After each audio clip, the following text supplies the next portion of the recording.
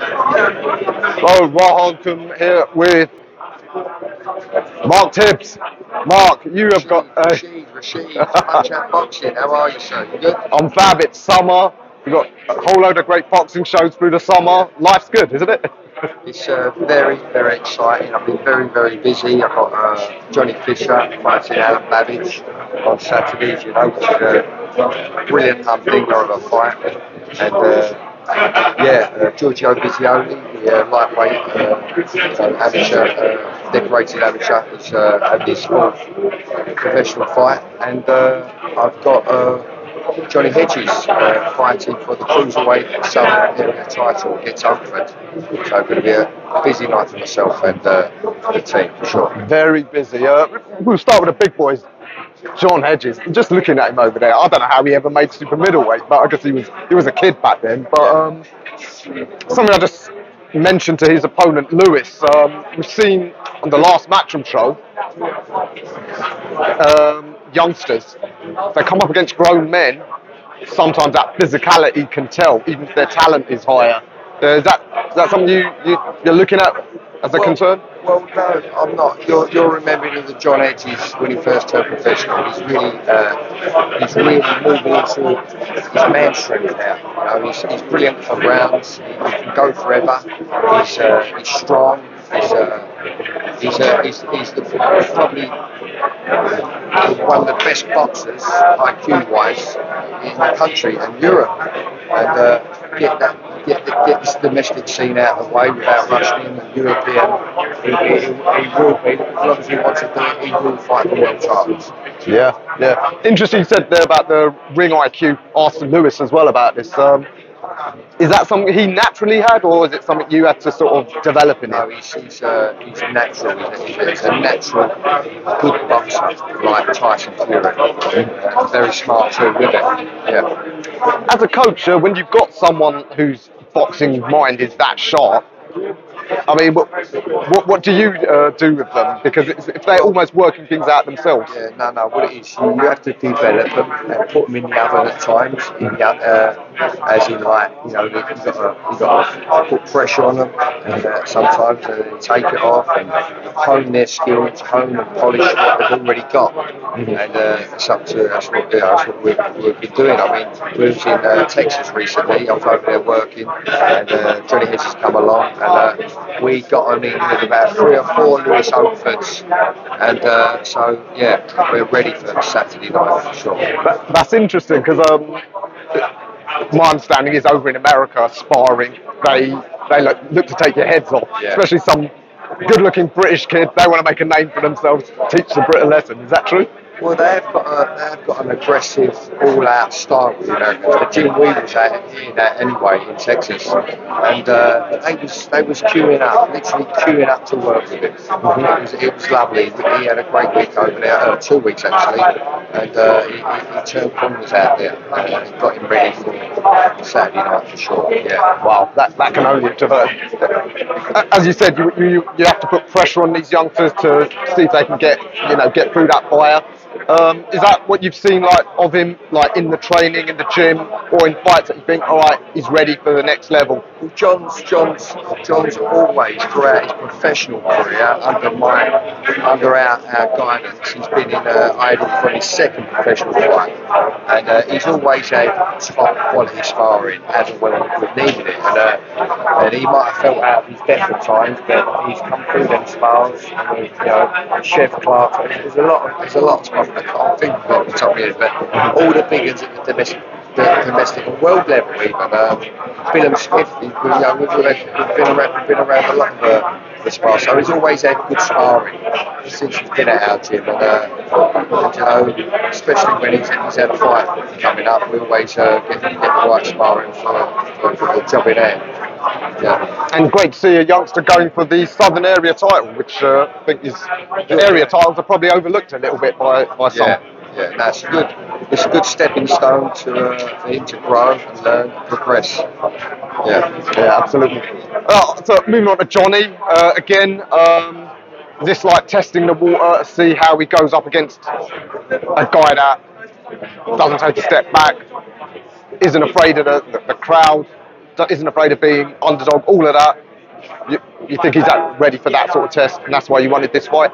Yeah, he's more than ready. I mean, same again with Fisher. He's been in around the world sparring. He's domestically. He's dealt with. I won't mention their names, but you know, he's ready. He's ready for BABIC on Saturday night for sure. Yeah, it's going to be a good fight. It's a great fight for him.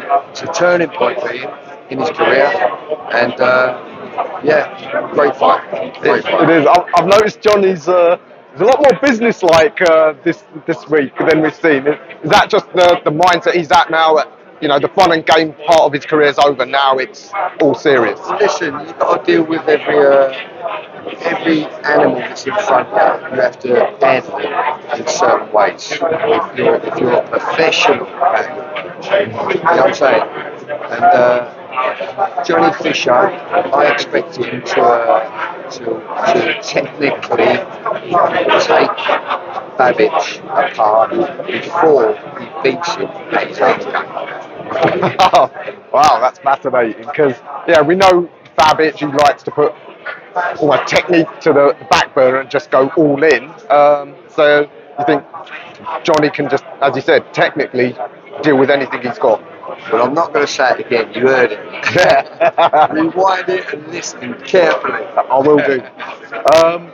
The other youngsters. Very good fight. Very good fight. And Adam BABIC is a gentleman. I've known him since he came to our country. Yeah. Do you think it ends early? Yes. Yeah. Okay. So it ends within the distance. Don't blink, man. Other youngsters said VISIOLI. Giorgio VISIOLI, lightweight prospect, super feather lightweight. I think he's a lightweight himself, but full professional fight. I only made one in Dublin once because I've my schedule, but I've prepared him for all his fights, his professional fights, and great prospect, super talented, Giorgio VISIOLI. Yeah. Lightweight's a red hot division.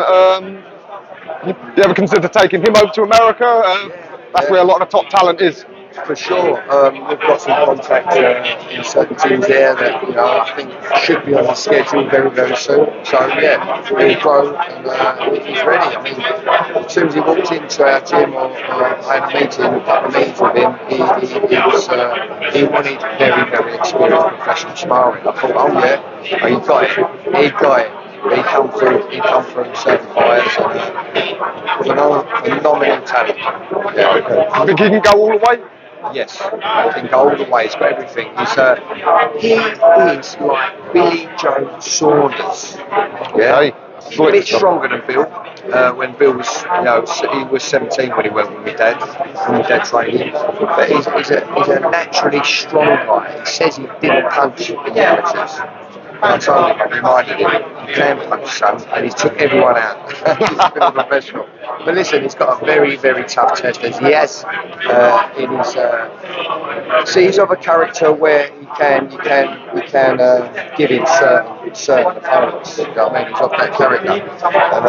But no, he's not. He's had decent opponents. All his three professional fights so far, he's had decent opponents, and he's got a strong one on Saturday night. A tough guy. Swings a little bit, but he's a real man and will give him some rounds. I keep saying that, he keeps getting rid of them, but he will give Giorgio some rounds, and they'll be valuable rounds indeed, for sure. Yeah.